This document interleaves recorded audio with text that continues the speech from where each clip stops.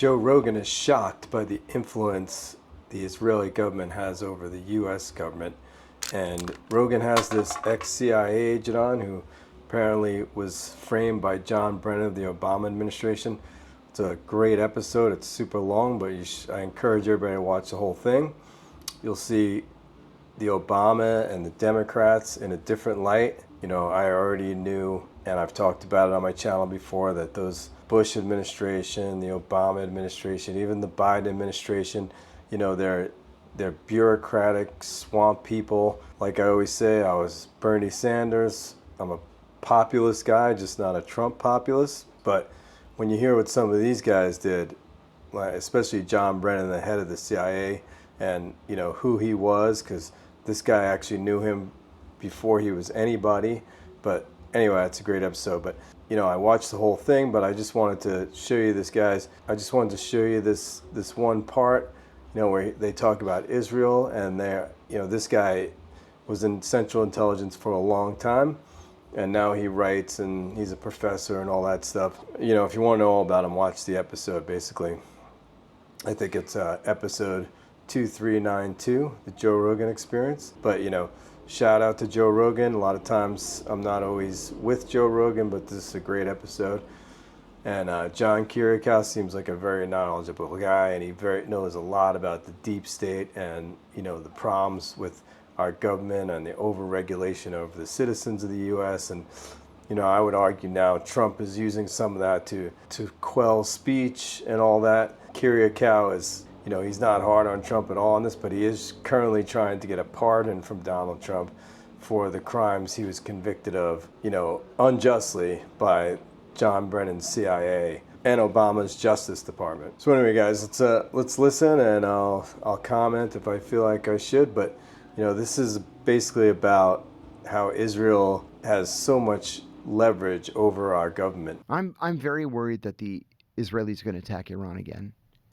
I'm worried that the Israelis aren't going to respect the deal that appears to be in process in Gaza or the West Bank. I mean, we're not talking about the West Bank, right? Where just 2 weeks ago a Christian village ceased to exist because settlers from New Jersey took all their houses. This is crazy. What happens next in the West Bank? From New Jersey? Yeah, there are a lot of synagogues in New York, New Jersey, Toronto that have these things called real estate seminars, where you can put your name on a list, and then they call you and say, hey, house just opened up over here in this Arab village that's not Arab anymore. Come and take your house. And 2 weeks ago, the village that the Israelis cleared out was one of the last remaining Christian villages. Drives me crazy. Wow. So what do you think their overall strategy is? They eventually want to just take over all of Palestine. I think we should believe. So if you guys don't know what goes on in the West Bank, you know, these settlers come in.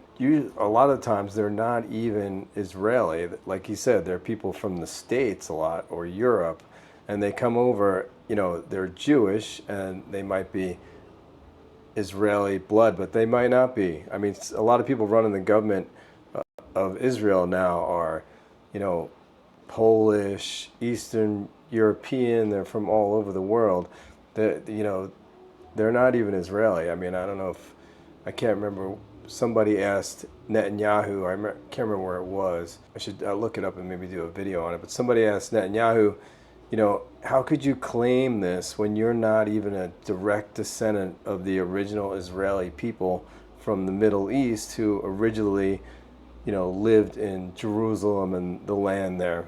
Netanyahu goes into this whole diatribe about how he is, but he's not. Netanyahu's originally his family's from Poland.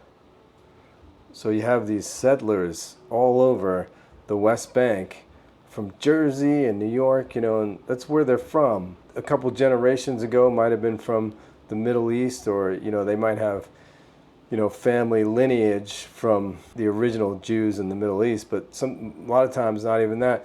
And they go into the West Bank, and these Arabic people have been living there for generations, hundreds of years, and they come in with guns and the Israeli army, and they say, oh, we're taking this town. And the people just, you know, they don't have to buy the house or anything, they just take it. I mean, how crazy is that? And 2 weeks ago, the village that the Israelis cleared out was one of the last remaining Christian villages. Drives me crazy.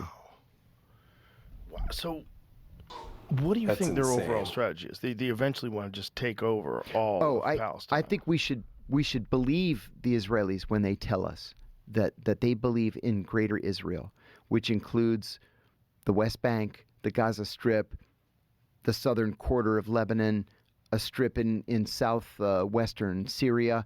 And I mean, the map that Netanyahu had at the UN the other day included the Sinai Peninsula, for heaven's sake. What's that all about?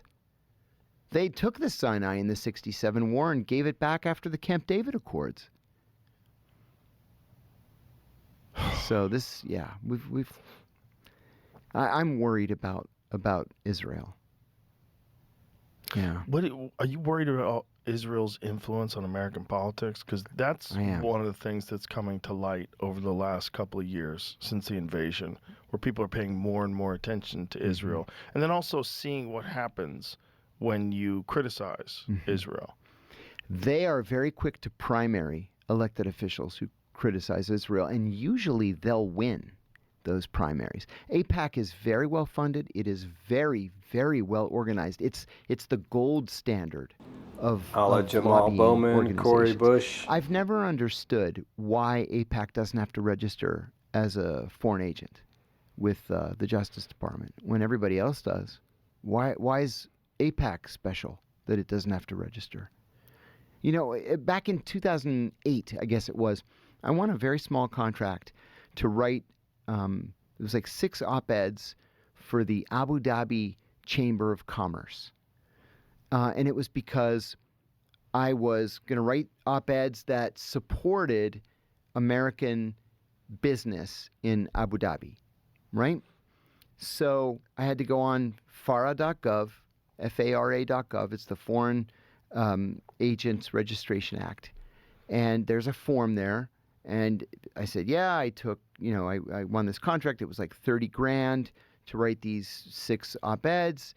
And the source of the income is the Abu Dhabi Chamber of Commerce. And here's my name and my address and my phone number. Enter. Done. I registered. So if you're doing something, anything, on behalf of a foreign government, you have to register. Except if you're AIPAC. And I just don't understand that. That seems so insane.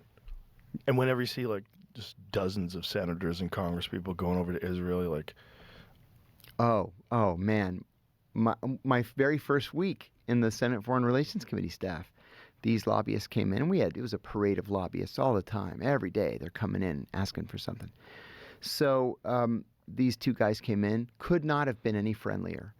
Hi, welcome to Capitol Hill. I said, oh, thanks. It's not my first go-round. I've worked on Capitol Hill before. Well, we wanted to welcome you with an all-expenses-paid trip to the Holy Land. I said, thanks, no. I can pay for my own vacations, but I appreciate it. Oh, nonsense. We'll take you to all the Christian holy sites. Thank you. I've been. I don't want to go.